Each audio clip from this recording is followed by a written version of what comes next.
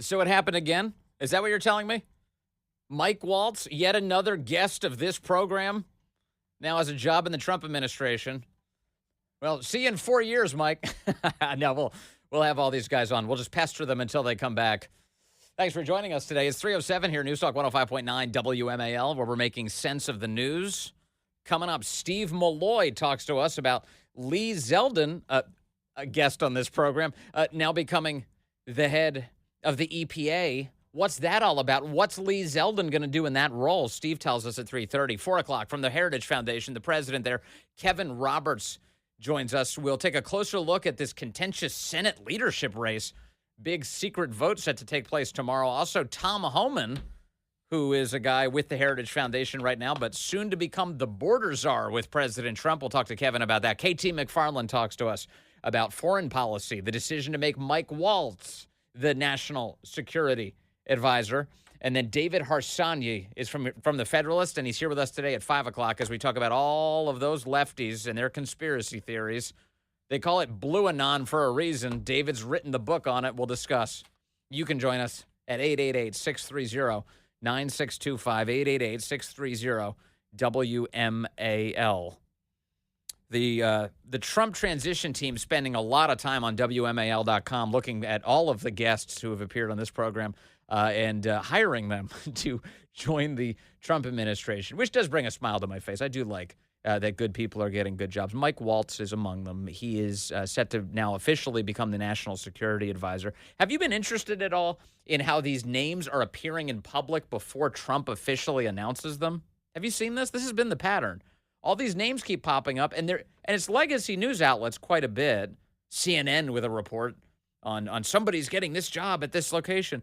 And then nobody really quite confirms it until President Trump eventually comes out and makes a statement on the subject, which is how this is supposed to work. And you have to wonder, are the leaks like people who are betraying Donald Trump's timing? In other words, are there people who have access to this information who are leaking it out ahead of time as a way to prove to some reporter that they're in the know? Or is this the Trump transition team or President Trump himself putting the names out there as trial balloons, seeing how the public reacts, and then making a decision based on that? It could be. That would be within President Trump's control. So kind of fascinating, just the kind of thing I pay attention to, I'm looking at. In terms of official announcements today, we do have President Trump confirming that Mike Waltz, a congressman from Florida, will be his national security advisor. Additionally, President Trump has announced that Governor Mike Huckabee, former Governor Mike Huckabee, is now going to be the ambassador to Israel, a perfectly pleasant guy who's going to maintain a perfectly pleasant relationship with Israel.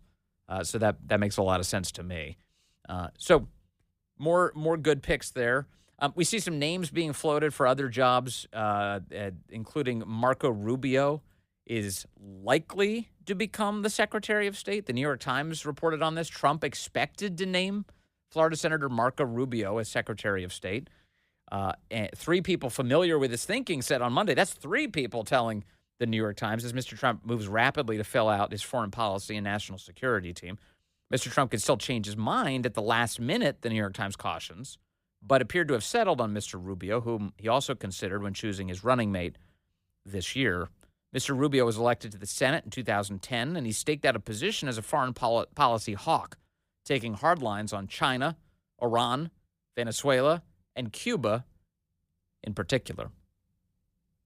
You know, for those of us who followed Rubio for a very long time, Rubio has been he's been a guy who's been characterized by political evolution for sure.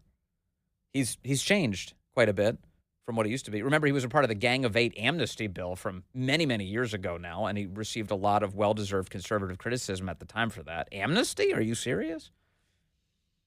But since then, one of the features of Rubio's time in politics is that he's definitely become a lot more in touch with Donald Trump's base, and he's become, what's the parlance on the right? He's become more based over that time frame.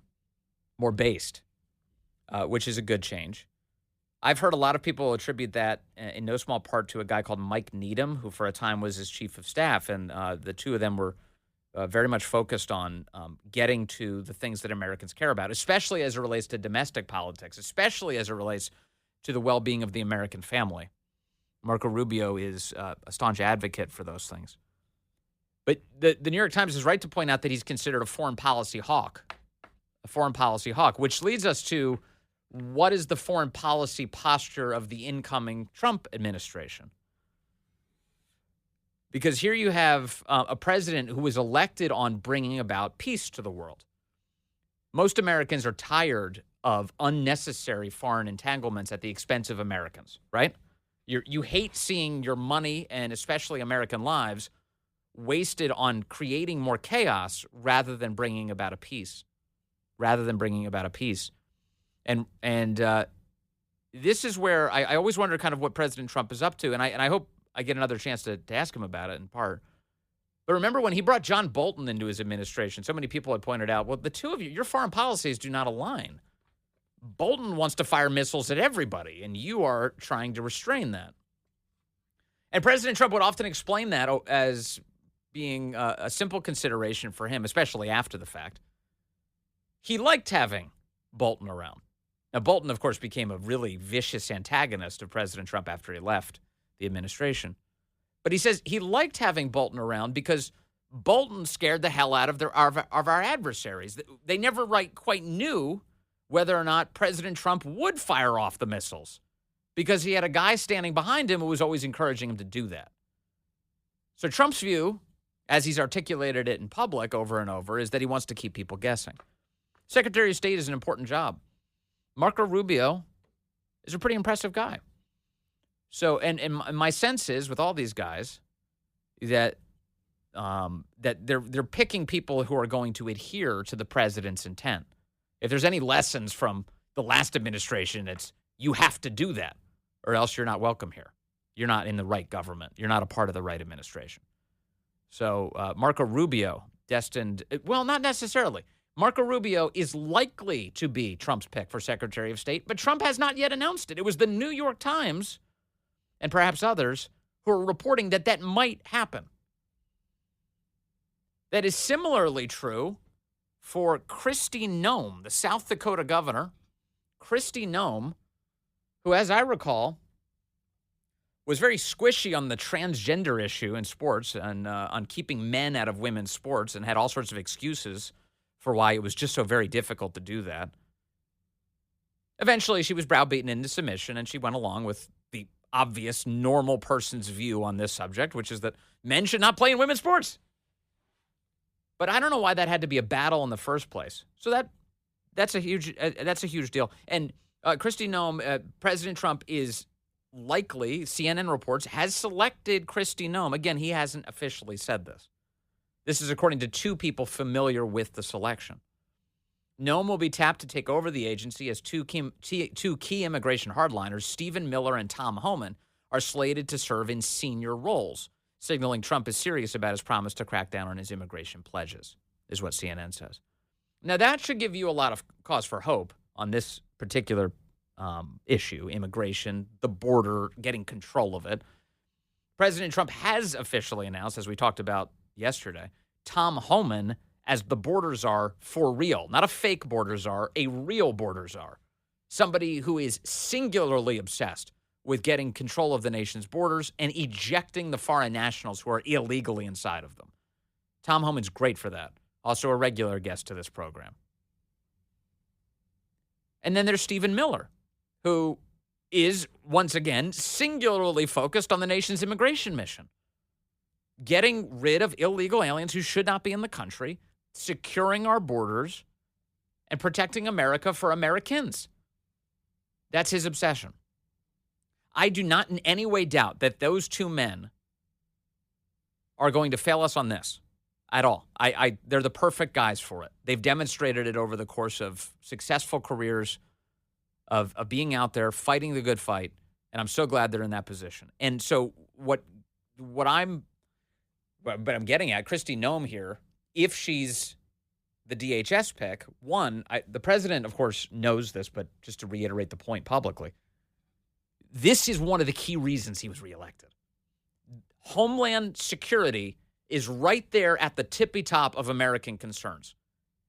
Homeland Security and the economy. Those are the two. Sometimes they swap positions, but they're right there at the very top. The state of the economy. the ability to afford your life, and secure borders. That's what people want. That's why the majority of Americans support mass deportations. So like I said, I mentioned Marco Rubio and the evolutions he's made in his time in politics. I hope Krisi Noem has also made the correct evolutions in her time in politics to be the fighter she needs to be if she's going to run the Department of Homeland Security. This is a big job. This is not a time for learning on it. You've got to be tough. And my hope is that having Stephen Milloy as the deputy chief of staff at the White House, meaning you're right there at the top level, you're right there at the White House working directly with the president, and Susie Wiles, the chief of staff, and having Tom Homan as the border czar, I'd like to know more about the arrangement. What does that mean if you're the border czar? To whom do you report, and versus who reports to you in that arrangement? There's a difference between a border czar and a Senate-confirmed cabinet secretary, but if the president says, hey, my border czar, if he asks you for something, that's as good as me asking you for something. That's the kind of instruction you would imagine President Trump might convey here. If Homan is keeping the big watch on all of this, I feel really good about it. I feel really good about it. And look, Krisi Noem has a chance to really prove herself here. Again, if she's the pick. It's remarkable, though, that we get these things put out there, and you start to wonder, to what extent is this President Trump inviting your reaction to it? Is President Trump asking? He wants to see how the public responds to the notion that he's going to make these picks. And I want to remind people of one other thing here. If you go back to 2016, 2017, and throughout the Trump administration, President Trump would make up his mind about someone as a pick. And I say this from a journalistic standpoint because I had the problem of trying to cover some of these picks, and I would find out before the picks were announced. I'm telling you, I had sterling sourcing on this. I would find out who a pick was, and then at the last second, Trump would change his mind. It wouldn't be the same. Trump had made up his mind, but in the last moment, he changed it. So is that possible here? Definitely. That's why the New York Times even includes that in their write-up about Marco Rubio today. Mr. Trump could still change his mind at the last minute. Yeah, because he's done it before. So we'll see. Rubio for Secretary of State? Possibly. Noem for Homeland Security? Possibly. Secretary of Defense remains up in the air right now. Congressman Mike Rogers is apparently on the list, the chairman of the House Armed Services Committee. Also, Lieutenant General Keith Kellogg, who you may know from the Vince Coglianese show. Lieutenant General Keith Kellogg, who is a great American, is being considered for the role, reportedly, as the AP says. Not being considered for positions in the administration, Mike Pompeo and Nikki Haley. Mike Pompeo and Nikki Haley. President Trump actually made a statement to that effect. These are the only two. Did he make a statement to this effect about anybody else? It was only these two, yeah. It was only these two. He put out a public statement this week saying, just want to let everybody know, Mike Pompeo and Nikki Haley will not have jobs in this administration. Not at all. But he thanks them for their service and thinks they're wonderful Americans. But they will not have jobs in this administration. Which one would assume, well, you can't. You can only make assumptions about why he's making a statement like that. Maybe he's trying to keep people seen as trigger-happy warmongers away from the triggers or something, or maybe there's some pattern of disloyalty or whatever he's looking to avoid in a current administration. Whatever the case may be, he made a public statement to that effect. Mike Pompeo, Nikki Haley, not getting gigs. But I have to say, all in all, I am very happy with the way things are shaping up. You've got a lot of people who are loyal to, not to Trump, to the people who elected Trump, who are being put into important positions, who are ready to hit the ground running. I saw the New York Times is complaining about this. Trump, this is the headline on their website today. Trump turns to loyalists and lawmakers to fill posts, they say. Their front page headline on the subject today, Trump starts to fill out cabinet with loyal defenders. What do you want him to do? What would you prefer that Trump do, New York Times? Trump puts disloyal Americans into cabinet positions. What a stupid thing. Why would he do that? Of course he puts loyal people in. Having had the experience Trump has had, unique in American politics, wouldn't you be putting people in who are loyal? Loyalty is the baseline Are you going to screw us, or are you actually going to get on board, join the mission the American people voted for? I'll take the latter option. Not going to screw you. I promise you.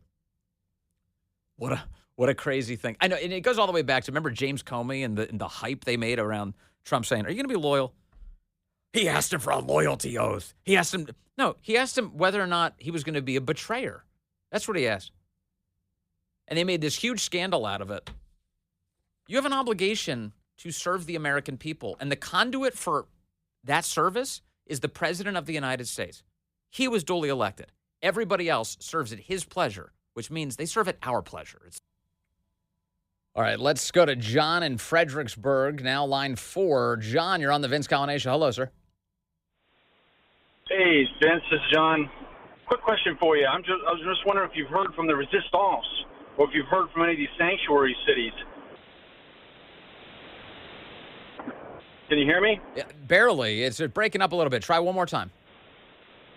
Well, I wanted to know if you've heard from the resistance, or if any of these sanctuary cities have changed their tune. I don't get the impression that they really have. Although in some cases, like New York, right, they started cutting off the debit cards and things. But the sanctuary policies are the root of so much of this chaos. That's the reason. It's a magnet for chaos. You can't have that in the United States of America. I played audio yesterday. We're running short on time at this moment to do it again. But Tom Homan told Fox and Friends yesterday that, look, you either help us or you get the hell out of the way because we're coming. He said he will double the number of ICE agents that head into those localities that claim to be sanctuary cities because we've got to get control of the nation and all the foreign nationals who are here illegally, whether these localities want to help or not. Also, they should cut off federal funding to cities who refuse to assist in ensuring that the nation's protected. It seems obvious to me. Okay, hold on. Coming up, Steve Milloy talks to us about Lee Zeldin and what he could do at the EPA. Hey, good afternoon to you. It is 3:35 here at News Talk 105.9 WMAL, where we're making sense of the news. Coming up on the program, Kevin Roberts, president of the Heritage Foundation. At 4 o'clock, we talked to him about Tom Homan as the pick for Borders Czar. He's a Heritage guy. And that big Senate leadership race. Secret vote tomorrow on that. KT McFarland joins us at 4:30. She talks about some of Trump's picks as it relates to foreign policy. David Harsanyi is here at 5 o'clock from The Federalist. We'll discuss Blue Anon, those left-wing conspiracy theorists who, yes, are all over the place. And you can join us at 888-630-9625, 888-630-WMAL. Lee Zeldin, the former congressman, former gubernatorial candidate in New York, assassin survivor. Lee Zeldin has been officially tapped to run the EPA, the Environmental Protection Agency. Here's Lee Zeldin talking about what he would do in that role yesterday on Fox. One of the biggest issues for so many Americans was the economy, and the president was talking about unleashing economic prosperity. Through the EPA, we have the ability to pursue energy dominance, to be able to make the United States the artificial intelligence capital of the world, to bring back American jobs to the auto industry, and so much more. President Trump cares about conserving the environment. As you just mentioned in that statement from him, his desire to ensure access to clean air, clean water, it was a top priority. So I'm excited to get into work to implement President Trump's economic agenda, and I think the American people are so hungry for it. It's one of the big reasons why they're sending him back to the White House. There he is, Lee Zeldin, headed to the EPA now. Joining me now to discuss that pick, Steve Milloy is here. He's a senior E&E Legal Fellow and a former Trump-Pence EPA transition team member. Sir, good to have you back with us. Hey, Vince, thanks for having me back. The EPA, I often think of it as just, the kind of organization that gets in the way of success in the United States and doesn't really do much to help the actual environment. What do you make of Lee Zeldin being picked to run it? I'm so excited. He is going into that agency with exactly the right attitude, which is, President Trump's policy to use our energy industry to make America great again. And we're going to keep the air clean and the water clean, but, we are going to do environmental regulations such that it actually helps America versus what's been happening under Biden and Obama before that, and even under Republican presidents before that. EPA has been out of control. EPA has run the administration. EPA has run our economy into the ground. But now with Lee Zeldin implementing Donald Trump's policies, I'm looking forward to it. I mean, it seems like a lot of the job is going to be, for him, is not to get in the way of innovation and to focus on those primary tasks of clean air and clean water. Yeah. Well, so I've been working on these issues, Vince, for almost 35 years now. When I first started, we had clean air and clean water. and over the past 35 years, EPA has done nothing but overregulate us into the ground. And, that is going to come to an end. So, he's going to first get a grip on the agency, stop their negative influence. And then going forward, there's a lot of reform that needs to be done. And, we'll get to that. But the first thing to do is to get a grip on the agency, stop the overregulation, unleash the American energy industry. Is that an agency that needs to have its house cleaned? Are there a lot of people who need to leave? Well, yeah, of course, no question about that. As a matter of fact, there was even news that Trump might relocate EPA, hoping that his employees go poof. Look, when Nixon formed it by executive order in 1970, states didn't have environmental protection. Environmental protection was new to America. So, maybe reorganizing things into a federal EPA made sense. But, 20 years after it started, the environment was clean. We really didn't need an EPA anymore. States have their own EPAs. The vast majority of environmental protection is done in states. There are a couple federal issues. We need a much smaller EPA, and I think President Trump wants to get to that. Yeah, one of the things that the environmental bureaucracy, such that it is, has done is it really seems like it's just built to protect incumbent businesses and doesn't allow startups to really thrive in the country because it creates so many barriers to entry that it makes the United States inhospitable to businesses who'd like to set up shop here. Well, sure. I mean, if you want to get into, say, making cars or drilling oil or making some sort of chemical or something, I mean, the barrier to entry is exceedingly high, and a lot of that is because of environmental regulation, and a lot of that is overregulation, which the large companies have just gotten used to, if not having encouraged it, because they know that it's a barrier to entry. And so they have a de facto monopoly because no one else can afford to even start. This has long been the case in Europe. It's the case here. We need to end this. We're all for environmental protection. We can do it sensibly. We can do it affordably, but we can't let it stymie our economy, which we've been letting happen. Yeah, it's funny. Elon Musk told a story recently. I think this was directly related to the FAA, but perhaps you've heard it. In fact, I can guarantee you probably have, Steve. But he was talking about how as they were working on all these rockets that they build for SpaceX, that the federal government, ordered SpaceX to conduct a study about how likely it would be that a piece of the rocket would hit a shark in the ocean. And so he had to commission a study to answer the question of what is the likeliness that a rocket makes contact with a shark. And he said and the government was supremely unhelpful with giving them data on the surface area of sharks all across the planet. And in other words, they just created ridiculous, unnecessary challenges to the kind of innovation we want. Yeah, so EPA has been making up regulations for decades. I mean, if people knew how EPA did the quote-unquote science behind its regulations, I mean, it's really shocking the way they torture, laboratory mice to get the results they want, to back up all their scary, risk assessments and regulations. And, I mean, the government, we have learned a lot about the environment over the past 50-plus years. Unfortunately, our regulatory agencies are, pretending that it's 50 years ago and we don't have any of this knowledge. And, that needs to change. And I'm hoping that President Trump, through Lee Zeldin, is just going to, fix the agency once and for all, if not shrink it into almost nothingness. Yeah. Also, I'm reminded of the gas stove studies that the government was relying on to tell us that none of us should have gas stoves.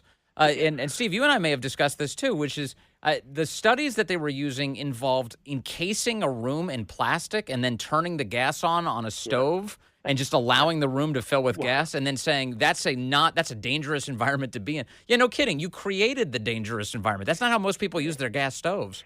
Yeah, so that EPA has rigged the way it does these studies, or that scientists rig the way they do these studies. That's not news. The most interesting part of that study was that it was funded by Communist China.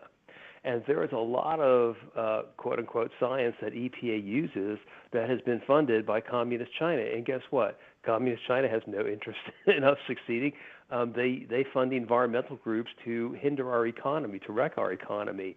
And so this all needs to be overhauled. I mean, the EPA is in such dire need of, we really need to call in an airstrike and start over. Right. So is it possible to defang the EPA such that no matter who takes over in a subsequent administration, it's going to take a while to get everything to set up again to be as tyrannical as the EPA is now?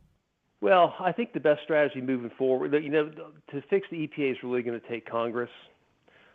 Fix the EPA permanently for the long term is going to take Congress. And so I think the immediate strategy is to turn America around, get people to where get things to where people are feeling positive about the economy, and get reelected and get more Republicans that are going to be able to vote for these changes that need to be made at EPA, make them permanent. Okay. And so Lee Zeldin being placed in that role, you feel really good that he's going to be able to affect the kind of change that'll improve that agency? Yeah, I mean, he's a young guy. He's very MAGA. He's very loyal to President Trump. I've met him. I have confidence in him. Just like I have confidence in J.D. Vance. He's a young guy. They've got a lot to learn, and these agencies, there's going to be a lot of resistance. Yes.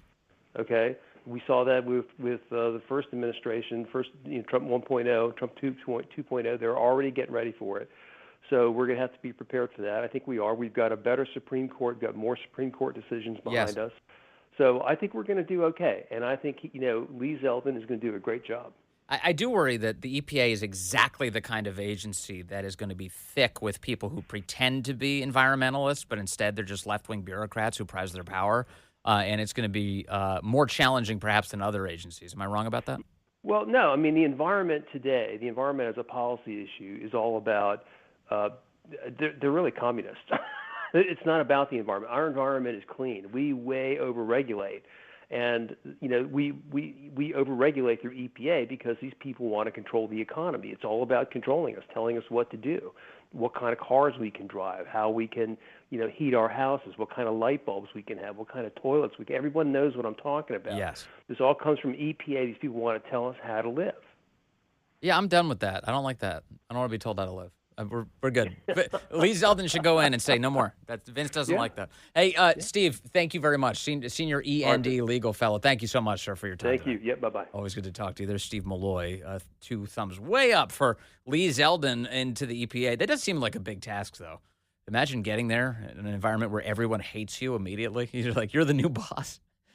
And then, of course, they make it difficult to fire everyone. They're like, we hate you and you can't fire us. Oh, that's fun. What a great productive environment that'll be. So, but like I said, Lee Zeldin survived an assassination attempt. So, he's dealt with toxic. We'll see what he can do now. So Lee Zeldin, destined to run the EPA. Your calls coming in 888-630-9625, 888-630-WMAL. Let me see here. I've got Mark calling in from Landover Hills now on line 5. Mark, good afternoon. You're on the Vince Coglianese Show. Good afternoon, Vince. It's good to talk to you, buddy. Likewise, sir. Show. Thank you. Hey, Vince, something real quick. And this is the contradictory world we live in with these lefties and Marxists. I just wanted to make a point, Vince, that everybody should know about this, and I want to get it out there. That how, on one hand, can these people take foreign money and, do what they do to us? That should be stopped, and I think Mr. Trump needs to take a big chunk out of them. Yeah. And the other thing, Vince, is all of our power plants recently in the last 2 decades have set up gas turbines running on natural gas. And how can they contradict themselves and take gas appliances and gas stoves out of a private citizen's house and even gas dryers, Vince, when they're the most ecologically sound, the cheapest, and burn the cleanest. It just doesn't make any sense, Vince. And having had the option, I've lived a bunch of places. I've had electric stoves, I've had gas stoves, and I got to tell you, prefer the gas. That's heat right on those pots and pans right away makes a big deal, and you can fine tune it. It's perfect for cooking. But they really are out to get it. And Mark, one of the things that really annoys me about the tyranny of the Biden-Harris administration on issues like this. Remember when they said, okay, we're going to ban gas stoves. And then we all came out and we said, no, you're not. You're going to ban gas stoves? And they said, oh, no, we're not banning gas stoves. You can still keep the stove you have. Okay, but what are you saying? Well, we're banning all future purchases of gas stoves. Oh, so you're saying the one that's in my house is going to be a dinosaur now. The ability to repair it is going to disappear entirely. And based on the market forces that you artificially imposed on me, I'll never be able to buy a gas stove again. That sounds like banning gas stoves to me, doesn't it, Mark? Yes, it does, Vince. And they are so contradictory and very, very unknowledgeable about the other aspects of how good natural gas is and the amount of reserves we have. Like you are always talking about, Vince, where we need to harness the energy that we have and use it properly. Yeah. If the power plants are doing it and they're making electricity with it, then you know that it's clean because, man, what Lee Zeldin has been running is always keeping an eye on the guys at the power plants. Yeah, they're so dishonest. They know it's a corrupt arrangement. It's designed to enrich these green special interests that have nothing to do with really improving the quality of the planet, the environment, or our energy situation. This foreign interests that are against us, buddy, and our enemies. Yeah, they're doing the bidding of our enemies. Yeah, exactly right. They're handicapping us to the benefit of places like China and Russia. And Vince, look who's a big owner and trying to buy up Dominion Energy, the Chinese. The Chinese keep popping up. That seems to be a theme. Mark, thank you. I appreciate the call. It's Mark in Landover Hills, great American. Always appreciate his call. Thanks, sir. Thank you very much. All right, let's bring in Charles from Tennessee. That's on line 6. Hello, Charles. You're on the Vince Coglianese Show. Charles. Hey, sir. Oh, call me. Yes. Hey there. Can you hear me, sir? Oh, I hear you. Great, Charles. What's on your mind? Yes. Oh, I was just thinking. I worked in the oil industry since 1980 when I got out of the service. Yeah. I've seen all the changes, and when they wanted to make a major change, especially personnel, because people get too complacent. Yes. And unions do, and people working in the same place, they stop working, and then they have to bring in contractors and waste a whole lot of money on maintenance. I worked my way up to a superintendent running the maintenance department, and what they normally do is they change the name, they move the company 20 miles down the road, and then they pick who they want as they walk through the door. It's like, okay. So that would be nice if they did that with the EPA. Yeah, there's a Politico report. You just heard Steve Milloy talk about this a little bit. A Politico report that's angry about all of this. Relocating EPA headquarters blasted as decapitation. Oh, that sounds wonderful. We should decapitate the EPA. They say EPA supporters. What does that mean? Who supports an agency? What? EPA's supporters are warning that relocating its headquarters outside of the nation's capital could be catastrophic for the agency. And they quote one of the government union guys saying that many staff would have to leave the agency, choosing to stay with their families rather than move to wherever the agency landed. Charles, you're pointing out that's a good thing. Yes, it is, because nobody in the oil industry will shed a tear at all. I mean, our companies we are cleaner than any other refinery, especially in California, any other refinery around the world. And still they keep throwing impossible things at us. So let's get back to energy independence again. It would be just great. Yes. And thank you for all you do on the radio show. Charles, what a nice call. Thank you very much. Yes, that's right. Let's get back to energy independence. And what's that thing President Trump keeps referring to? Common sense. Let's get back to common sense. And away from the goons who keep common sense from prevailing. Enough of those. Let's decapitate them. Coming up, Kevin Roberts joins us from the Heritage Foundation, the president over there. He knows Tom Homan very well. Probably thinks a lot of this pick to make him the border czar. We'll talk to Kevin about it next.